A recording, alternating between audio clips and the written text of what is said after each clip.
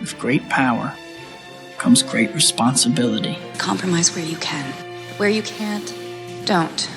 Even if everyone is telling you that something wrong is something right. Even if the whole world is telling you to move. It is your duty to plant yourself like a tree, look them in the eye and say no. You move. Never step onto the battlefield of ideas unprepared. Before you enter the fray, you need a plan. And there's no better place to get one than right here on Tactics with host Caleb Colquitt. The Situation Room goes live now on News Radio 1440. Good evening, everybody. Thank you so much for being with us here on Tactics, where speech isn't violence, tolerance isn't love, and disagreement isn't hate. I'm your host, Caleb Colquitt, as always, and we do appreciate you being a part of this program, whether you're joining us on Facebook Live, on YouTube, on Twitter, on Twitch, on Periscope, all of the different mediums that we're on, whether you're on our website at tacticsradio.com, you're watching us through News Radio 1440, however you're joining us, we certainly appreciate you making us a part of your day. Now, I had something completely different planned for tonight's show. And I realized, I don't know, about 3/4 of the way through prepping it, first of all, with the short amount of time that we have on Wednesday, there's no way that I could do it proper justice. And so we have a big special planned tomorrow, a big special Breaking the Internet that we will be airing on tomorrow's show. I may even be pre-recording it just to make sure that it's absolutely perfect. It's a pretty big undertaking because it hits on essentially every kind of inconsistency between the left and their attempts to co-opt Christianity. But we're going to be speaking on a completely different story that kind of falls along the same lines, but in the opposite direction. And I think that this does a good job of setting the table for what we're going to be talking about tomorrow. And one of the stories that has really had an impact on me, and I think, even though I'm not an adherent to the church that this segment is going to be talking about, the Catholic Church, I think that it shows a lot of promise, and I think that it says a lot about where the millennials are. I can't speak as much for Gen Z because I believe that this was specifically focused on millennials, so the generation after us, the kids that are in college and around the college age now, the Gen Zers, it doesn't apply as much to them, even though I think that they would probably fall under this umbrella as well. But there has been a interesting phenomenon that, of all places, the Huffington Post, not exactly a bastion of conservative thinking, not exactly the Blaze or Conservative Review or Daily Wire or, one of those sites. This is about as far left as it gets. Now, Huff Po may not quite be Mother Jones, but it's not real far from it. And so when it comes to this article by Huffington Post, it was really kind of surprising to me that they posted it. Maybe they had different motives or whatever. But they pointed to something that actually is correct. There has been a rash. I know that carries a negative connotation, but I don't mean it that way. I'm just sort of stating that it's become a commonplace thing, and it's become so recently, of young girls becoming nuns in the Catholic Church. And that has always been a thing. There have always been women in the Catholic Church that grew up in Catholicism, that have been learning the tenets of that religion for essentially their whole lives, and when they get to a mature age, they see an opportunity, as opposed to going out into the world, raising a family, being a part of the Catholic Church from that perspective. There are always at least some of those girls that decide that they'd rather go into the ministry of the Catholic Church and become nuns, live in monasteries, or serve in some other capacity. What's different about this is that these are girls that weren't raised Catholic. In fact, a lot of these girls, according to the article at Huff Po, weren't raised in a church at all.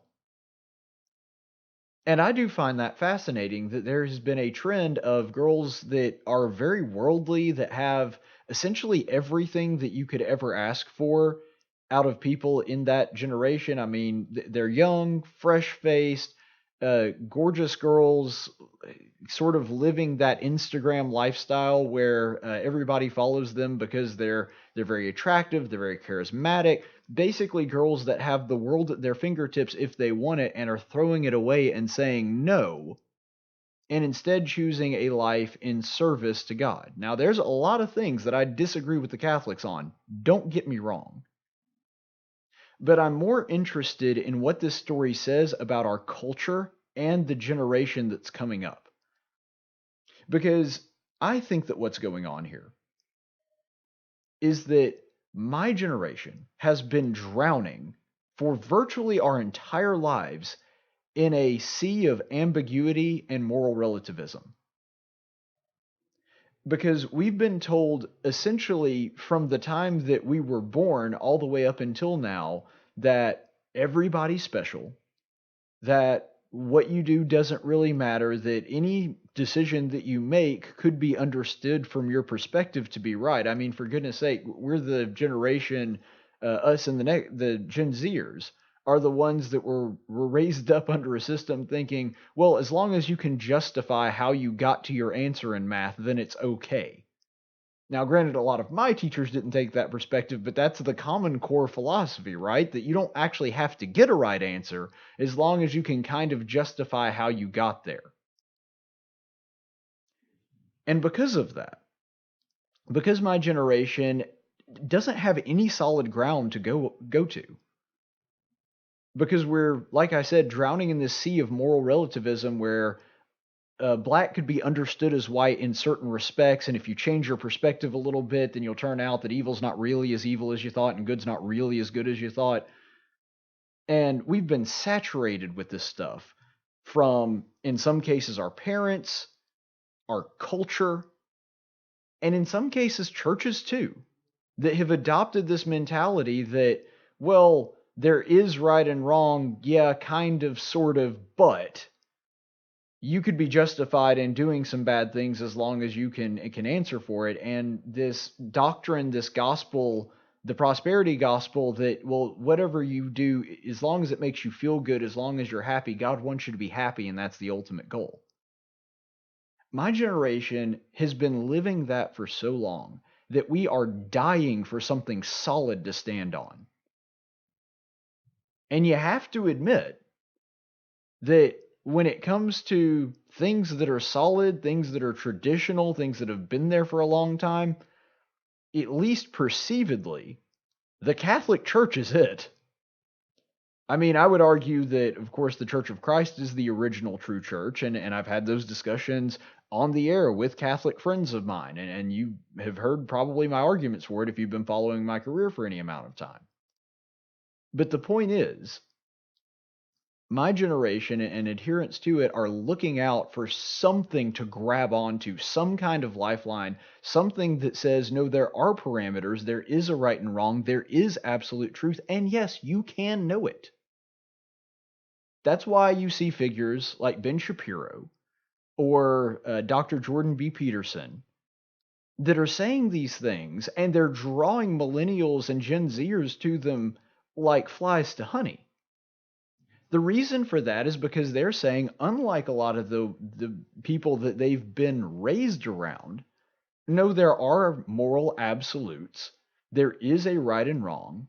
And yes, it is incumbent upon you to know that and adhere to it. And I think that that really does show that my generation is not being drawn in. I've seen so many churches make the mistake of thinking, well, we've got to be relevant. We've got to change what we're doing. We have to add the smoke and mirrors. We have to add the lights and the laser shows and have the progressive rock band and worship. You're actually moving in the opposite direction that the very people that you're trying to evangelize to are going. A lot of people in my generation that were raised in the exact opposite way to believe that the traditional church, and I mean, it doesn't get a whole lot more traditional than the Catholic Church, let's be honest. The big cathedrals with the very traditional setting and the all of that, all the trappings and dress wrapping that goes with it. The reason that people are gravitating towards that in my generation, I believe, is because they want something to hold on to. They want something that's solid. Now, my advice, of course, would be that if you want something solid to grab onto, there's nothing more solid than clinging to the word of the gospel. But there's a reason that my generation, for example, is the most pro life generation that there has been in this country. There's a reason that my generation, generally speaking, really believes in the rule of law. And there's some other things that millennials, a majority of millennials and Gen Zers believe that I disagree with, but that's one thing that, is pretty common amongst younger people nowadays. And because of this, I think that a lot of these churches have made a grave miscalculation in saying, well, what we've got to do is we've got to make it more dynamic. We have to make worship more exciting. We have to figure out a way to appeal to that younger demographic. No. Even if you were to try that, it's still not going to work. The mega churches and the ones that have all the big flashy lights and the electric guitars and all of that other stuff, look out in the audience of a lot of those churches. Do you see a lot of young people? Because granted, I haven't watched a lot of it, but every time I look out there, I don't see a lot of millennials. I see an awful lot of Gen Xers. And this is not just me trying to bash other generations other than mine. I think the millennials have plenty of problems, and I talk about it on a regular basis. You could go into the whole snowflake problem and the safe spaces thing. I mean, there's a myriad of issues that millennials have. I'm just saying that in this one particular area, it feels like we've been pushed in this one direction for so long, this idea of moral relativism and putting you at the center of it. I saw a great clip the other day. It was Joel Osteen, and one of his quotes saying that you need to believe in the power of I am. You need to say that I am healthy, I am blessed, I am powerful, I am beautiful, all these other things. And then it contrasted that with one of the passages that was written by the Apostle Paul in 1 Corinthians, talking about how he boasts in his weakness, not because of him, but because of the power of God. You see, that's the thing that really drives a wedge between these. If your worship is centered around making you feel good, it's not going to work. And the great thing about the millennial generation is we've gotten so astute, and I think it's because we've grown up largely with the internet. We've gotten really good at smelling inauthenticity. Well, if I can speak, that may be another issue the millennials are having based on how I'm trying to get it out here. For whatever reason, we just have a nose for spotting people that are not authentic. And I'm not saying that we're perfect at it or we never get bamboozled ourselves, but I'm saying that tends to be something that millennials happen to be pretty good at. We don't get drawn in by fake emails or fake telemarketers or whatever as easy as some older people. I'm not sure exactly why that is. It just seems to be the case. And you've got con men like Osteen and some of these other mega church preachers that are teaching this prosperity gospel that if you just follow Christ, you'll feel good and everything in your life will just fall into place. I'm sorry, there's not a word of truth to that. You don't find that anywhere in the gospel. It was routine for Jesus to tell people, by the way, guys, it's going to get a lot worse before it gets better. You're not going to have an earthly reward here. And by the way, if you do follow me, you're going to be hated and despised by the world. It would not be uncommon in Jesus' ministry, this happens multiple times, where he's gaining a following and there's a lot of people coming to follow him, and he gets to a certain number and he just, kind of like Gideon, he weeds out the people that aren't fit to be there. And he says really difficult things to understand, like, if you do not eat my body and drink my blood, you have no part with me. You cannot be a part of the kingdom of heaven. Or he talks about marriage, divorce, and remarriage, and people say, this is a hard saying. He's like, oh, if you think that's hard, wait till I tell you what I've got coming next. You see, that's the thing that millennials are starting to gravitate to. I get that there are a lot of people in my generation that they don't want to hear things that make them uncomfortable, but the ones that aren't that way, we want the hard truth because that's authentic. I mean, Jesus sat down his disciples and had some real talk on a pretty regular basis. And when he did, it scared disciples off multiple times, sometimes down to where the apostles were the only people standing around when that was all over. And I'm not saying that he was doing that specifically to drive them off, but he also didn't sacrifice the truth to try to sweeten it with sugar or try to tickle people's ears. That's not what he was about. He was here to save souls. And my generation is screaming out, please give us something solid to hold on to. And I pray, and this is my earnest prayer, that the vast majority of us, because I know not all of us are going to, but at least a large number of us, are going to try to go back to the root, the most solid ground that you can stand on, the gospel of Jesus Christ. Stay the course, friends. Tactics is a production of News Radio 1440 and Cumulus Media Montgomery. Any opinions expressed on this program are those of the host and do not necessarily reflect the opinions of Cumulus Media. The theme song for Tactics is 6 Foot Town by Big and Rich. Graphics by Jessica Dawson. Broadcast studios provided by Cumulus Media Montgomery. Location studios provided by the Dalraida Church of Christ.